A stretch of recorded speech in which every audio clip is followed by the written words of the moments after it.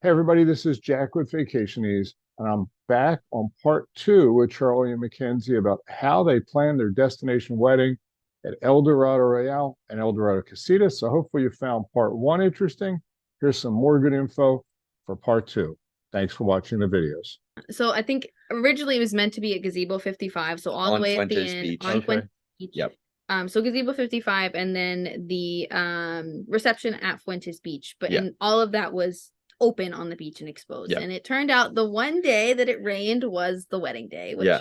was a bit So of a tell us about that process, about sure. how they, because I know they talked to you the day before and they Mhm. discuss it. They have some paperwork. So tell us about the process to get to that point and Mhm. tell us about the pivot The to rain. make you happy. Sure. Yeah. So we ended up meeting with our on-site coordinator. Her name was Gloria on Friday, and we ended up being like a 2-hour meeting with her. Mhm. We went through everything in detail. We met with the photographer, videographer that were the lead. Did we end up going on the tour? I think we did. We went around and like saw the places. Yeah, we saw the places. Yeah. So we, made sure that we went through everything in detail. She asked any and every question, like Mhm. make sure that we didn't have any extra like decorations that we brought or a cake topper or this and like anything stuff that we would never think of. But we did bring like a couple, I think like what do we have? Like the card box and a couple other things. So not too much, but we handed that off and she was like, nope, I'll take care of it. I'll set it up, Don't worry about it. put all that stuff there. But then pretty much it ended with yeah, on the day of we can decide it is looking a little rainy. But we'll like fingers crossed. Yeah. And so we fast forward then again to Sunday. We have a text with Gloria going the entire time we're there. She's always making sure to, every single day, hey, is everything going well? Did you need anything? So Checking in. yeah, that was another like, that extra touch that, kind of cherry on top that we really appreciated the entire time. But we met with her Sunday morning. We looked at the radar and she was like, okay, here are the options. It's not looking the greatest, in terms of overall rain coverage and where we're located. So we have an option to go to, I think it was the Salon or Salon 2. It was Salon. So it ended up being like by the garden area, which was even further over, like by the lobby area, further over from Cocotel. I will say we were a little, despondent at first because it's not exactly what we expected. But Gloria was there and she's like, I know this is what we wanted. We really were holding out. But that this is the best decision. And it did feel nice to end up raining all day. So it wasn't like we made the change and then it stopped raining. Yeah. But so we decided that we would go with Salon and the ballroom.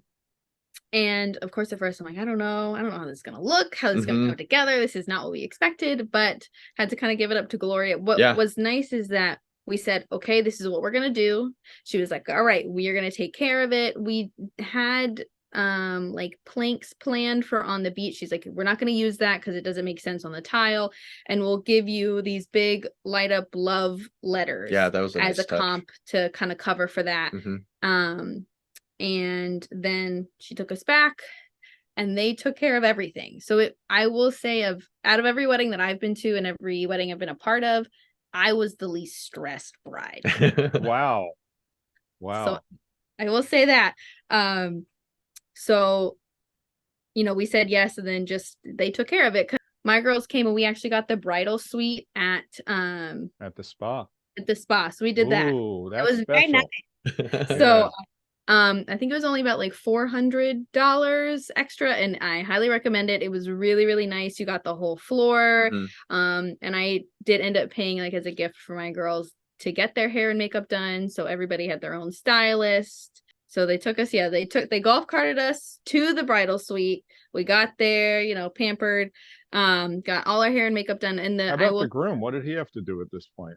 Chilling. He's hanging out. Yeah, we honestly, we were just hanging out. So they did give us they called it a mystery room because they pretty much had to figure out, whatever room was available. And so once they told us, we met them at, whatever time, because it was something where we would just hang out. Like all we had to do was I went by the pool. I think I met up with maybe my parents, and then, got together with my best man and groomsmen and just hung out. And then when they said the room's ready, perfect. We just, I think I got a cart and then they just met me there.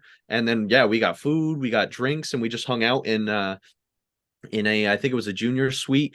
And but we're guys, so we honestly didn't need that much. We got ready maybe up until 30 minutes before we kind of like the photographers were ready to get there. So yes, much more low key and chill than but I will say the nice thing was that for the both of us, they brought us all like food. I think there was like quesadillas, sandwiches and they stuff. didn't charge anything for any of this. No, that was part of the package. So that was wow.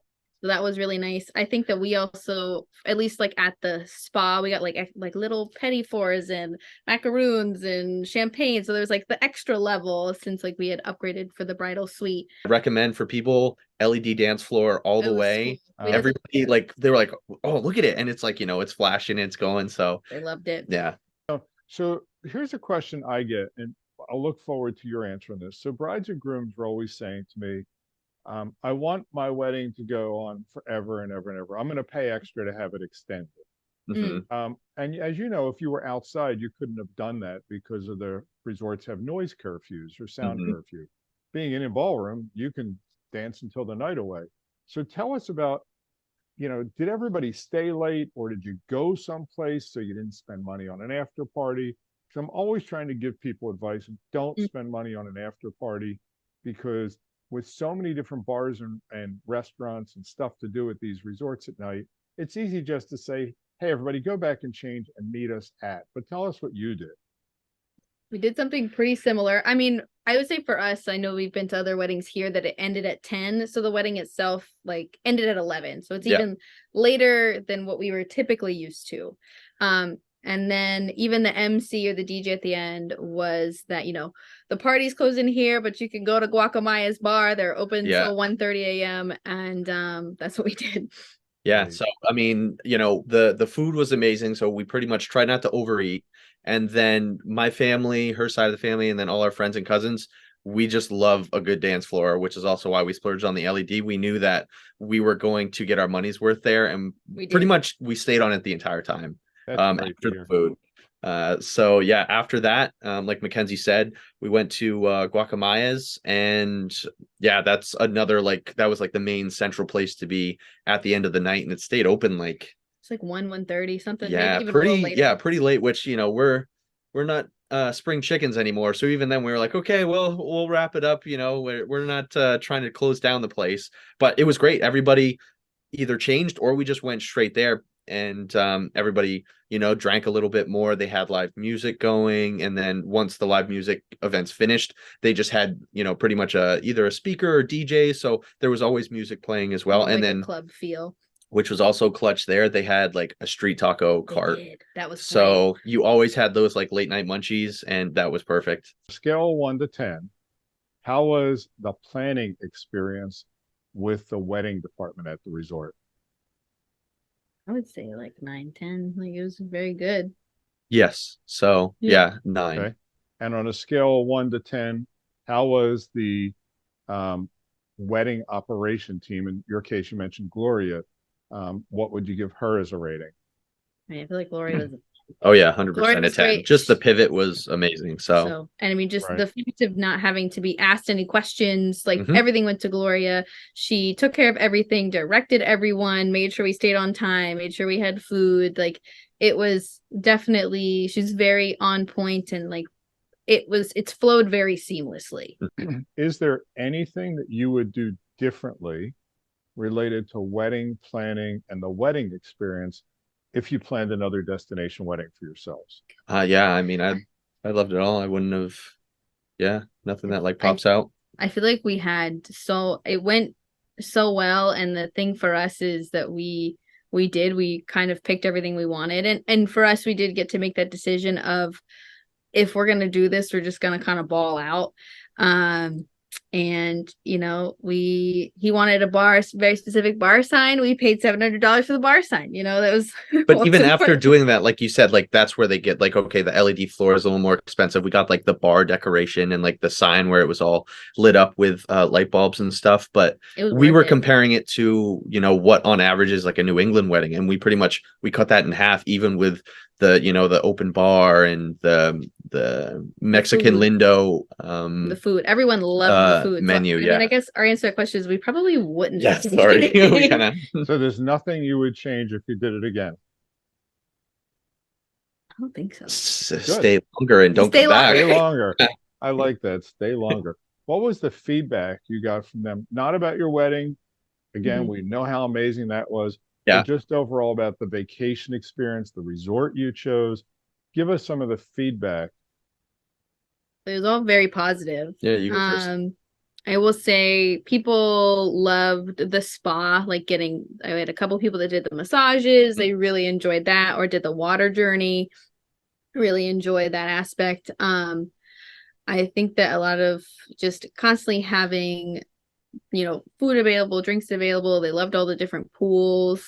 I think that a lot of people said to us, we're so grateful that you decided to do this and forced us to come on a great vacation. And that it was like the best version of adult summer camp.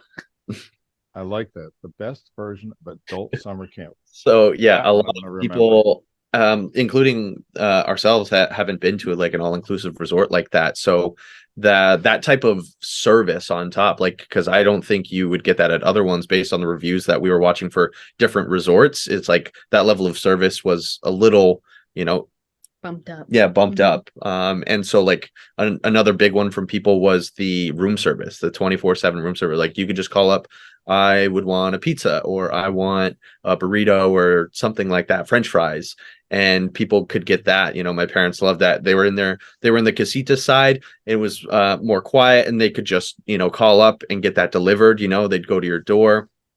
And let me ask you a really silly question on that. Yeah, how much did that cost? Is included. It's included. It was basically free once you already paid for it. So everything felt free. Yeah, that's what my best man kept on saying. Pretty much, he was like, "We already paid for it, so when we get there, it's all free." What are 3 things I should do as a guest or a bride and groom, not related to the wedding planning, but just if I'm just staying at the resort? Are there 3 things that you did that you're like, you got to do that? Like you would say to your friends when you saw them, did you go there or did you do this? Tell me 3 things you think I should do as a guest. So I'll start with one of going to the Fuentes dinner show. So that's where they pretty much have kind of like a stage up in front where the chef cooks. You have a host, they go through drink pairings, and then you also have like a music, live music as well. And so we did that once, and wish we did it another time. I know the menus change, but the one that we had was, and I'm usually, again, from the food service world, so I like to pick what I want to eat, but it's tough to surrender myself to that, but I did, and I don't regret it. It was worth it.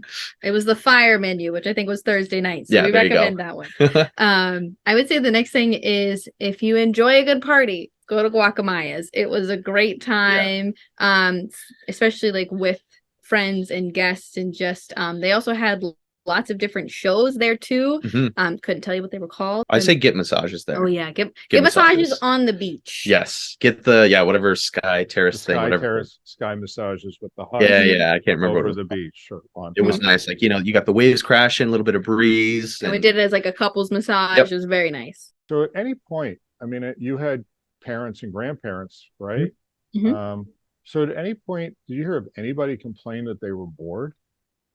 No, I don't. It was definitely very much of choose your adventure. If you wanted to come and hang out at more of like the upbeat pools with activities, we were there. La Isla pool. If you wanted to be more relaxed, you could always go to the Bali beds by the beach or at the Casitas.